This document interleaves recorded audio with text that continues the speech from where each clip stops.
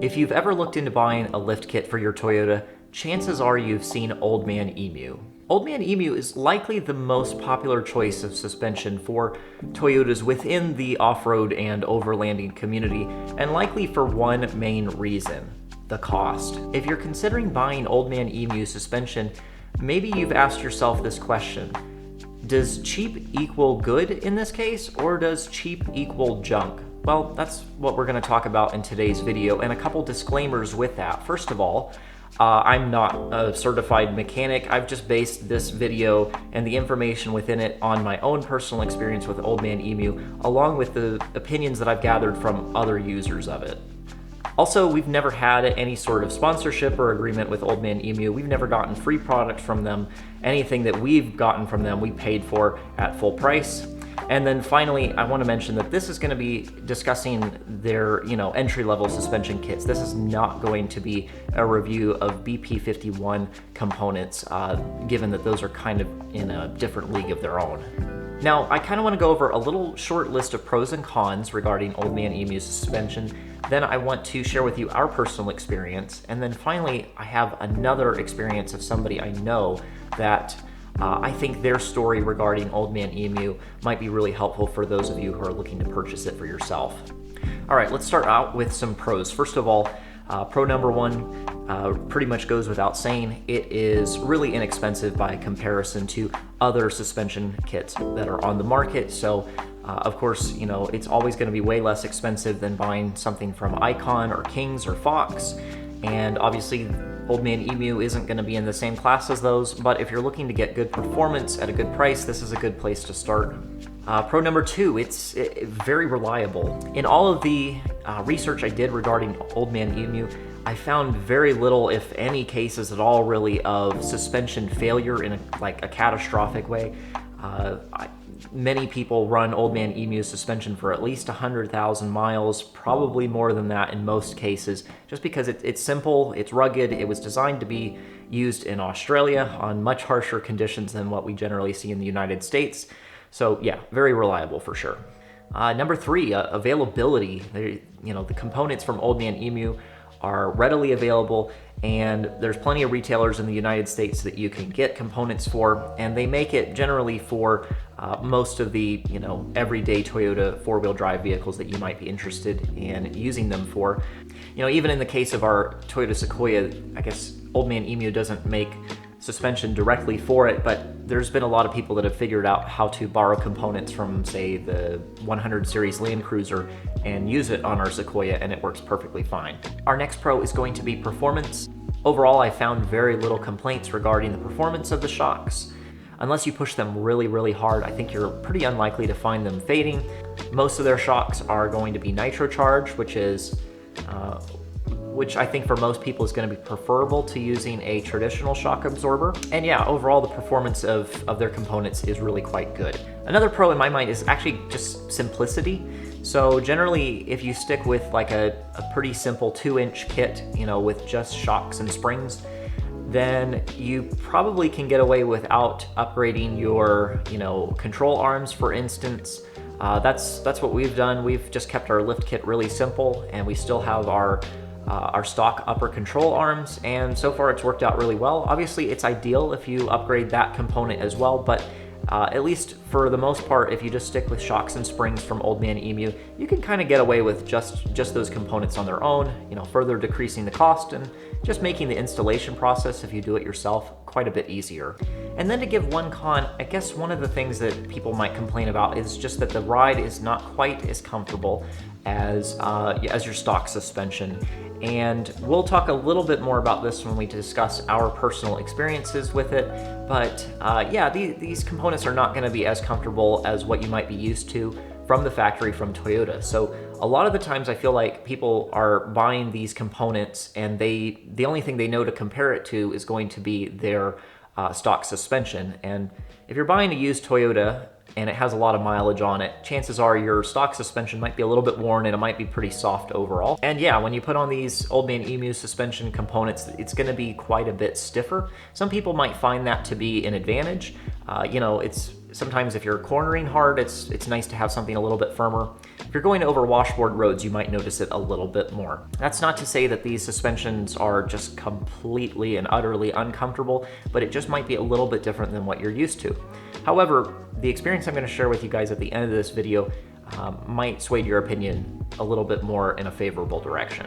All right, and then just as a little interjection in this video, I invite you, if you are somebody out there who owns Old Man Emu suspension for your Toyota, I invite you to comment below and share your experience. You know, I think it'd be really helpful for those of you watching this video who haven't made a purchasing decision yet to kind of get an opinion from some other people regarding it. You know, whether your experience has been positive or negative, please share it because I think it'll be helpful for everybody who is watching this video. All right, now to share with you guys our personal experience with Old Man Emu suspension. And to be fair, it hasn't been a huge amount of experience. Basically, the only components we have from them are on the rear of our vehicle. So we have the 2862 springs, and then we have the 60020L shocks.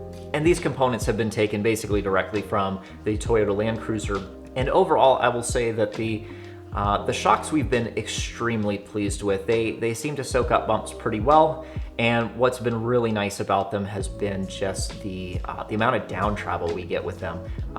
Here you'll see in this clip I've got on screen right now that we get just tons and tons of down travel. We get great articulation with these shocks, given that we've also removed our sway bar in the rear. So yeah, great performance in that regard. And yeah, they were generally pretty easy to install. And really the hardest part of installing them was actually just removing the shocks that were, you know, there before them. You know, removing the stock, you know, suspension is probably the hardest part of that job. So yeah, it presents a really great value overall in my mind. The springs are definitely a little bit stiff. They are progressive. And I think that maybe we need a little bit more weight in the back of our Sequoia to really make the best use of those. We've got a little bit of a rake front to rear, but that's, you know, that's not necessarily the fault of the rear springs, but they are a little bit stiff. We do have our third row seating removed from our Sequoia.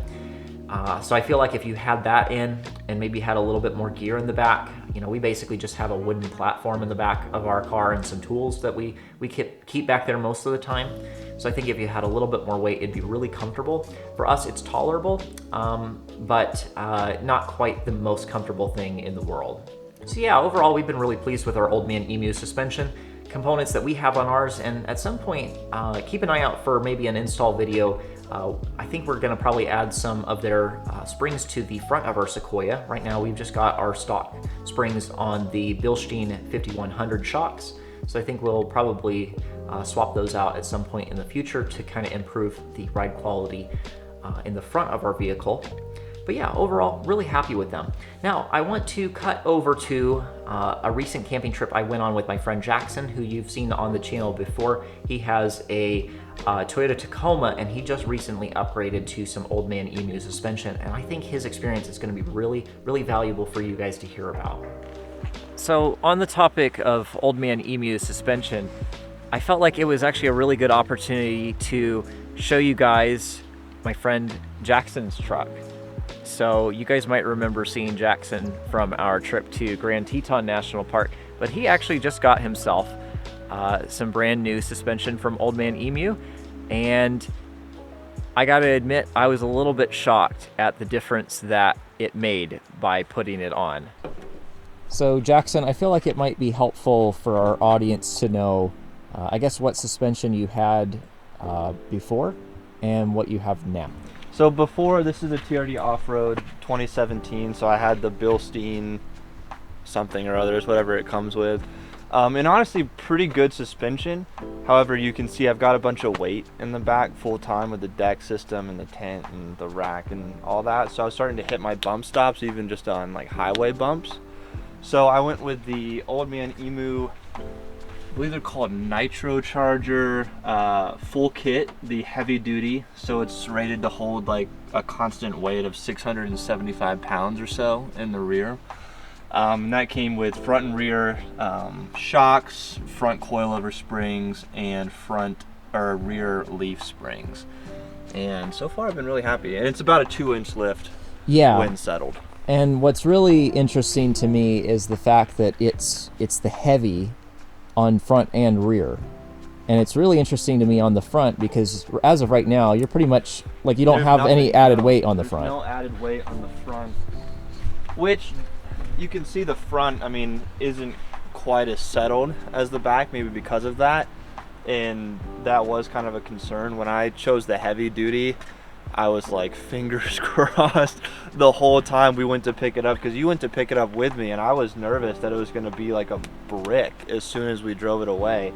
But pulling right out of the garage, it was comfortable, like right away. And the front actually soaks up, it, I don't know, dampens, is that the proper nerdish term for suspension? Sure. It dampens really well. It's very comfortable, just equally as comfortable as the stock suspension, which was already super comfortable. I was really happy with the way the Bilsteins felt, and these feel very similar just with having that 2-inch lift, and I don't have to worry about putting too much weight in the back because I'm actually under capacity now.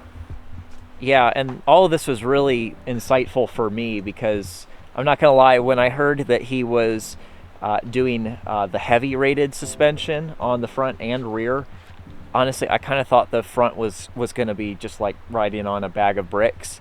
But honestly, I was shocked when we left the shop and drove it around at how comfortable and smooth it was.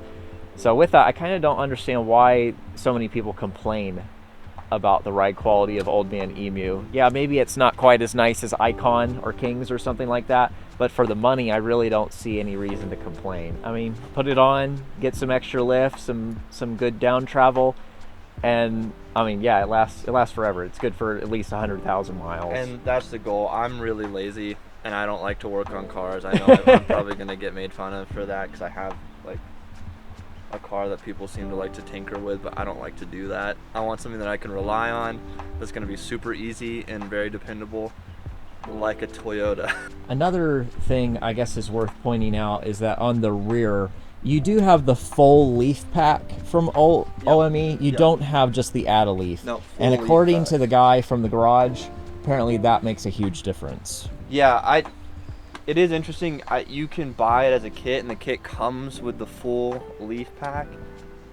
I guess you could buy it without it if you piece it together or something like that. But if you go to ARB's website and just look at the kits they have, that's all like one thing, and you can just read off that part number to your, which is what I did, to whoever you order it from, and it comes with that. But yeah, you may not want to try and piece together the rear shocks and stuff like that. Trust that they know what they're doing, because I can attest that they do when they put that kit together.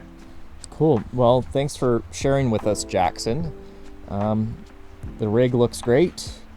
Thank you. And yeah, I think you know, getting an opinion on OME is going to be very helpful for our viewers. All right, hopefully this video was at least somewhat helpful to you. And if you disagree with my opinion on Old Man Emu, feel free to comment some hate in the comments below, and I'll just kindly ban you from our channel. And yeah, make sure that you subscribe. We make all sorts of content regarding Toyotas and overlanding, and this summer we've got a bunch of big trips planned, and the plan right now is to film them and share them with you guys. So make sure you subscribe for those. Check out our affiliate links down in the description. And yeah, thanks for watching.